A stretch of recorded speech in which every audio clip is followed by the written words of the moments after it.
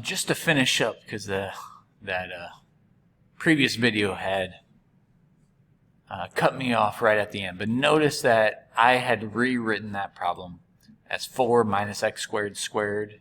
And then, well, this piece right here, if you simplify, 4 minus 2 is 2. Back to that answer key. So that's where you can see some of those simplifications. And then when you square each piece, what you'll notice is that a lot of the where I had a negative x squared, when you square it becomes positive x to the fourth. Also notice how he distributes a negative into the problem, which is why all of these signs change.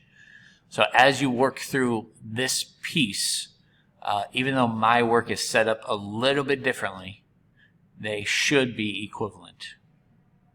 Should be being the keyword. So I'll just show you the answer down here, and then I'll explain the next problem, and I'll do it my own way. So hopefully it makes sense. So if you want to copy or try it on your own and see if you get the same answer, go ahead and hit pause and get what you need to down. And while we're at it, you might want to just jot down that the answer to this one's 162 pi over 5 as I go back to my notes. Oops.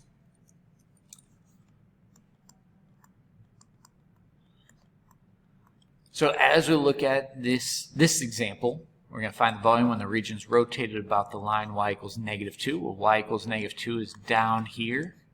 And again, the points where they intersect are still at x equals negative 1 and x equals 2. So the bounds are still the same. And we're still doing the washer method because we have all of this blank space between the axis we're rotating around and the functions that we're looking at. So when I do the problem, I think of, well, which one is further away from the axis we're rotating around? And that answer is the x plus 2 function is further away. So as we set this up, it'll be x plus 2, and then I need to subtract off the axis we're rotating around, which is negative 2 squared. And because it's the washer method, we also have to subtract off the other function, which is x squared minus negative 2 squared.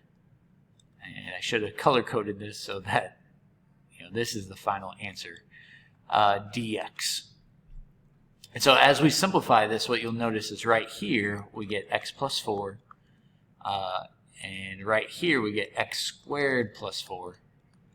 But as it is foiling, so we're looking at x squared plus 8x plus 16, and then on this one we'll get x to the fourth.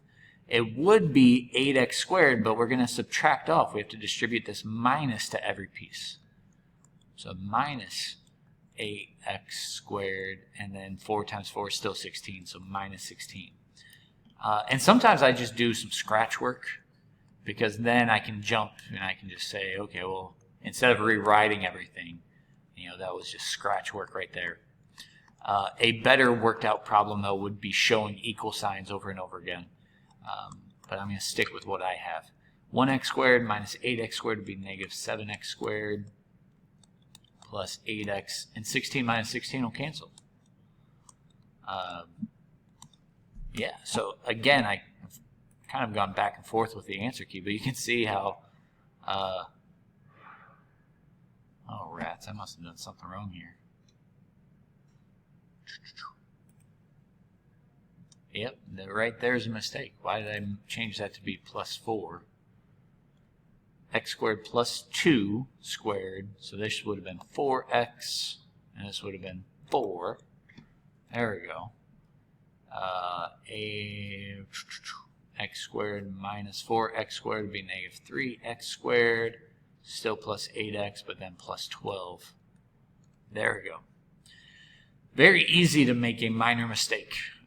And that's why sometimes what they'll do on the AP test is they'll actually just ask you to set up the equation and not solve. And so if you did that and you just stopped right there, you would have gotten full points. But then to continue on this problem, let's see, pi integral from negative, well, we can find the integral at this point. So let's do negative 1/5 x to the 5th. Add 1 to your exponent when you divide, that'll cancel. Add 1 to your exponent, 8 divided by 2 is 4, plus 12x. And we're going from negative 1 to 2. And as I mentioned, you'd probably want to get a calculator if we have all these dividing by 5s, which is why a lot of times the answer key will just let you leave your answer, as setting up the problem. But you can see my work from there, plugging in 2 and negative 1, and then when you reduce, you get that correct answer. There we go. So again, you might want to hit pause if you need help with any more of this. I definitely need to get to the next premise, though, where we can rotate around the y-axis. But all of the steps are the same. But as you notice in this problem, that we could just quickly change some bounds around, and so this problem looks a lot different. But if we're rotating around the y-axis, what you want to do is set up the problem where it's still pi, and it's in terms of y. So as we look at this problem, it actually makes sense that you rewrite everything in terms of x. So like, I think I said that wrong, in terms of y, but you're solving for x. So in this problem, I'd rewrite this as y plus 2 is equal to x. So then when we rotate, again, you'd want to find the y values where they intersect. This is really the same problem that we just did, though. Negative 1 to 2. And again, sometimes you have to solve, like, what are the y values? But notice that everything is in terms of y's. So I'm going to write that down. This is the upper y value, and this is the lower y value. And if you're confused on how to find them, they're points of intersection, so we set the equations equal. Those are for the points of intersection.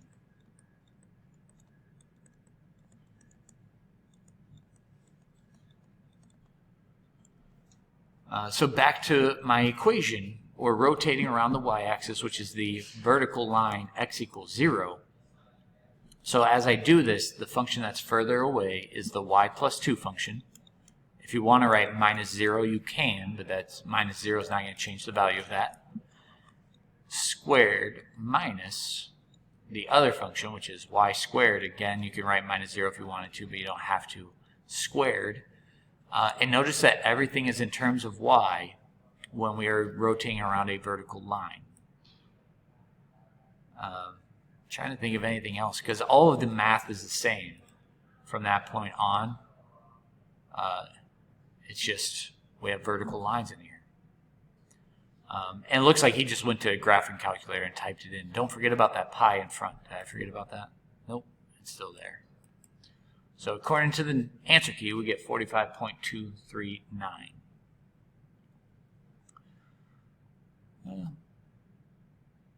Maybe I'll set up the next problem and then let you ponder. So really the same kind of work. Notice that we have x equals 4 now. X equals 4 is this vertical line.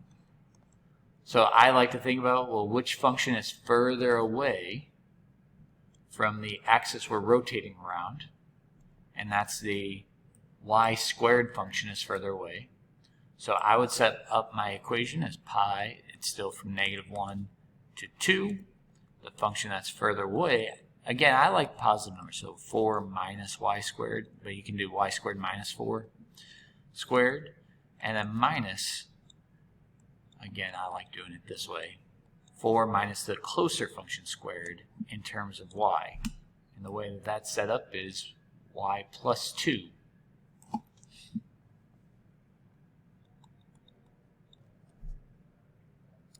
And again, I'm going to show you the answer key because it is pretty much the same work we've already done.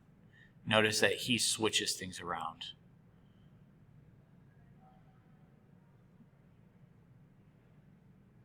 And maybe I'll just show you the answer key on this one as well, because if you think about where x equals 7 is a vertical line over here. So that's the only thing that's different. Still the washer method, because we have this blank space between the axis that we're rotating around. And just think about the function that's further away is the y squared function. Now I would write it as 7 minus y squared. That's how my brain works. But this will get you the right answer as well. And then 7 minus the function that's closer, y plus 2. And then if you type it into your calculator, you'll get this decimal approximation. Now, you might want to hit pause. I'm going to go back to my notes.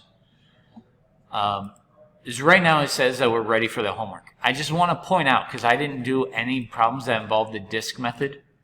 So let me jump in your homework to doing this problem where we're rotating around the x-axis. So I think the reason why he doesn't do the disk method with you guys, at least in the notes, because I am copying this, is because you can always do the washer method with the disk method. So let me just point out real quick. If you were setting up this equation, now I don't know what this ordered pair is, so I'll call it AB. You can do the washer method still on a problem like this, even though there's no blank space. So to set up at least this first piece, it's the pi, integral from 1 to a of, I believe that's the natural log function,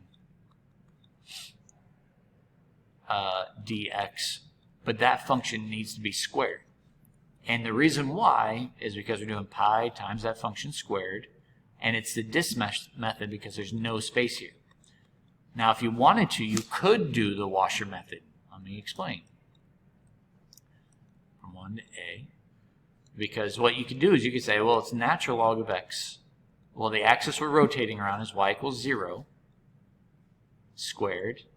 And then let's think about what the other function is. Well, the other function would be the x-axis, which is y equals 0 minus 0 squared.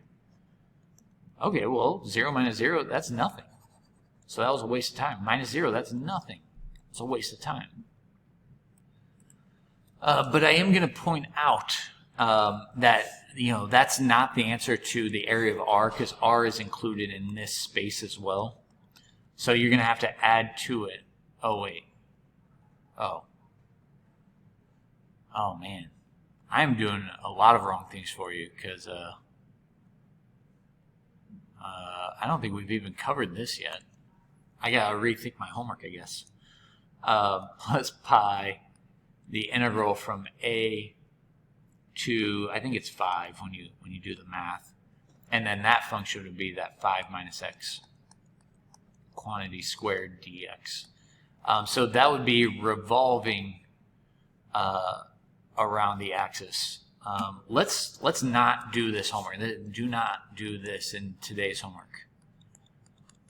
We're going to have to wait to do 2012 a little bit later. But I think most of the other questions are fair, because I need to teach you cross sections in order to do that problem. But anything that's revolved is fine. Yep, revolve, rotated, revolved, same thing. Yep, can't do this one yet, so do not C. Don't do that one in today's homework, because I need to explain this section before you can do that problem. I need to make a note for myself so I know that you cannot do this one yet.